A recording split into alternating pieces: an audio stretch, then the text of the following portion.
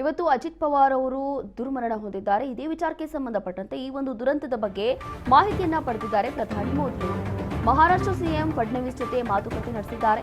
ಮಹಾರಾಷ್ಟ್ರ ಸಿಎಂಗೆ ಕರೆ ಮಾಡಿ ಅಮಿತ್ ಶಾ ಕೂಡ ಮಾಹಿತಿಯನ್ನ ಪಡೆದಿದ್ದಾರೆ. ದುರಂತದ ಬಗ್ಗೆ ಮಾಹಿತಿಯನ್ನ ಪಡೆದಿರುವಂತಹ ಅಮಿತ್ ಶಾ ಹೇಗಾಯ್ತು ಏನಾಯ್ತು ಎಲ್ಲವೂ ಕೂಡ ಮಾಹಿತಿಯನ್ನ ಪಡಿತಾ ಇದ್ದಾರೆ. ಒಂದು ಕಡೆ ಪ್ರಧಾನಿ ನರೇಂದ್ರ ಮೋದಿ ಅವರು, ಮತ್ತೊಂದು ಕಡೆ ಅಮಿತ್ ಶಾ ಅವರು ಕೂಡ ದೇವೇಂದ್ರ ಫಡ್ನವೀಸ್ ಅವರಿಗೆ ಕರೆ ಮಾಡಿ ಈ ಬಗ್ಗೆ ಹೆಚ್ಚಿನ ಮಾಹಿತಿಯನ್ನು ತಿಳಿತಾ ಇದ್ದಾರೆ. ಮಹಾರಾಷ್ಟ್ರ ಸಿಎಂಗೆ ಕರೆ ಮಾಡಿ ಅಮಿತ್ ಶಾ ಅವರು ಕೂಡ ಮಾಹಿತಿಯನ್ನು ಪಡೆದಿದ್ದಾರೆ. ಪ್ರಧಾನಿ ಮೋದಿ ಹಾಗೂ ಅಮಿತ್ ಶಾ ಅವರು ಕೂಡ ಇದರ ಬಗ್ಗೆ ಹೆಚ್ಚಿನ ಮಾಹಿತಿಯನ್ನು ಪಡಿತಾ ಇದ್ದಾರೆ. ಈ ಘಟನೆ ಏನಾಯಿತು, ಯಾವಾಗಾಯಿತು, ಸದ್ಯಕ್ಕೆ ಏನೆಲ್ಲ ಪರಿಸ್ಥಿತಿ ಇದೆ, ಹೀಗೆ ಹಲವು ಪ್ರಶ್ನೆಗಳನ್ನು ಇಟ್ಟುಕೊಂಡು ಇದೀಗ ರಾಷ್ಟ್ರೀಯ ನಾಯಕರು ಕೂಡ ಪ್ರತಿಯೊಂದು ಮಾಹಿತಿಯನ್ನು ಪಡಿತಾ ಇದ್ದಾರೆ.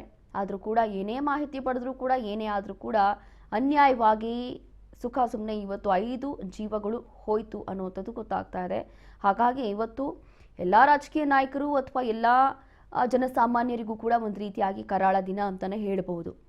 ಅದರಲ್ಲೂ ಕೂಡ ಇವರ ಅಜಿತ್ ಪವಾರ್ ಅವರ ರಾಜಕೀಯ ಜೀವನ ನೋಡೋದಾದರೆ ಬಹಳ ಅದ್ಭುತ ನಾಯಕ, ಹಲವು ಬಾರಿ ಶಾಸಕರಾಗಿ, ಅದರಲ್ಲೂ ಕೂಡ ಉಪಮುಖ್ಯಮಂತ್ರಿಯಾಗಿ ಮಹಾರಾಷ್ಟ್ರದ ಜನರಿಗೆ ಒಳ್ಳೆಯ ಕೆಲಸವನ್ನು ಮಾಡಿದಂಥ ನಾಯಕ. ತಮ್ಮ ಇಡೀ ಜೀವನವೇ ರಾಜಕೀಯಕ್ಕೆ ಅಂಥೇಳಿ ಮೀಸಲಿಟ್ಟಿದ್ರು. ಅದರಲ್ಲೂ ಕೂಡ ಕೇವಲ ಅಭಿವೃದ್ಧಿ ದೃಷ್ಟಿಯನ್ನು ಮಾತ್ರ ನಾನು ನೋಡ್ತೀನಿ ಅಂಥೇಳಿ ಪ್ರತಿ ಬಾರಿ ಅವರು ಹೇಳ್ತಾ ಇದ್ರಂತೆ.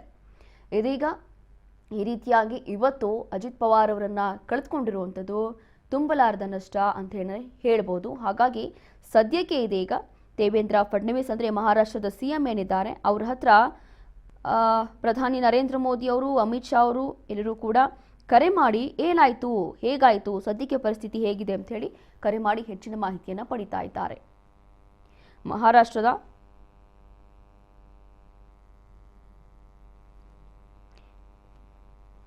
ಮಹಾರಾಷ್ಟ್ರದ ಬಾರಾಮತಿ ಬಳಿ ಸಂಭವಿಸಿದಂಥ ವಿಮಾನ ದುರಂತದಲ್ಲಿ ಇದೀಗ ಉಪಮುಖ್ಯಮಂತ್ರಿಯಾಗಿ ಕಾರ್ಯವನ್ನು ನಿರ್ವಹಿಸ್ತಾ ಇದ್ದಂಥ ಅಜಿತ್ ಪವಾರ್ ದುರಂತ ಸಂಭವಿಸಿದ್ದಾರೆ.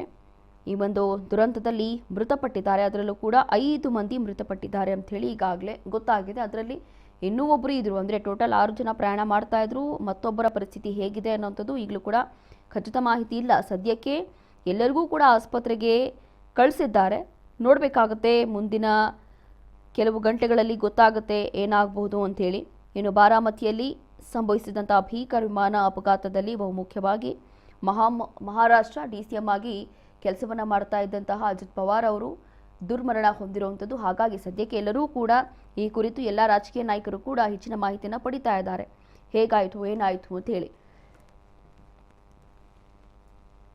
ಇನ್ನು ಅಜಿತ್ ಪವಾರ್ ಅವರ ರಾಜಕೀಯ ಜೀವನ ನೋಡೋದಾದರೆ ಮಹಾರಾಷ್ಟ್ರದ ಉಪಮುಖ್ಯಮಂತ್ರಿಯಾಗಿ ಹಲವು ಬಾರಿ ಕೆಲಸ ಮಾಡಿದ್ರು. ನೀರಾವರಿ, ವಿದ್ಯುತ್ ಮತ್ತು ಉಪಮುಖ್ಯಮಂತ್ರಿ ಕೂಡ ಆಗಿದ್ರು. ಇನ್ನು ಮಹಾರಾಷ್ಟ್ರದ DCM ಆಗಿ ಹಲವು ಬಾರಿ ಕೆಲಸ ಮಾಡಿದ್ರು. ಅದಾದ ನಂತರ ವಿದ್ಯುತ್ ಮತ್ತು ಹಣಕಾಸು ಖಾತೆಗಳ ಜವಾಬ್ದಾರಿಯನ್ನ ಕೂಡ ತೆಗೆದುಕೊಂಡಿದ್ರು.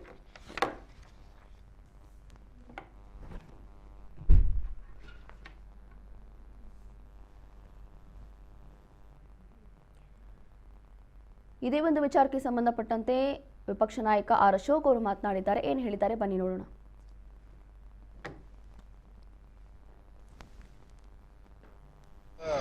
ಉಪಮುಖ್ಯಮಂತ್ರಿಯಾಗಿದ್ದಂಥ ಅಜಿತ್ ಪವಾರ್ ಅವರು ಇವತ್ತು ಬೆಳಗ್ಗೆ ಅವರ ಏರ್ಕ್ರಾಫ್ಟಲ್ಲಿ ಪ್ರಯಾಣ ಮಾಡುವಂಥ ಸಂದರ್ಭದಲ್ಲಿ, ಚುನಾವಣಾ ಪ್ರಚಾರಕ್ಕೆ ಹೋಗ್ತಾ ಇದ್ದಂಥ ಸಂದರ್ಭದಲ್ಲಿ ವಿಮಾನ ಅಪಘಾತ ಆಗಿ ಅವರು ತೀರ್ಕೊಂಡಿದ್ದಾರೆ ಅನ್ನೋ ಸುದ್ದಿ ಎಲ್ಲ ಮಾಧ್ಯಮದಲ್ಲೂ ಬರ್ತಾ ಇದೆ. ಸರ್ಕಾರನೂ ಕೂಡ ಈಗಾಗಲೇ ಅದನ್ನು ಡಿಕ್ಲೇರ್ ಮಾಡಿದ್ದಾರೆ ಅಂತ ಅನಿಸುತ್ತೆ.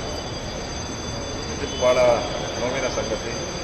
BJP ಸರ್ಕಾರದಲ್ಲಿ ಉಪಮುಖ್ಯಮಂತ್ರಿಗಳಾಗಿ ಮಹಾರಾಷ್ಟ್ರದಲ್ಲಿ BJP ಸರ್ಕಾರ ಬರೋಕ್ಕೆ ಕಾರಣಕರ್ತರಾಗಿದ್ದಂಥ ಮತ್ತು ಪ್ರಭಾವಿ ನಾಯಕರಾಗಿ ಹೊರಹೊಮ್ಮಿದಂಥ ಮತ್ತು BJPಯ ಈ ಒಂದು NDA ಪಾರ್ಟ್ನರ್ ಆಗಿ ಇದ್ದಂಥ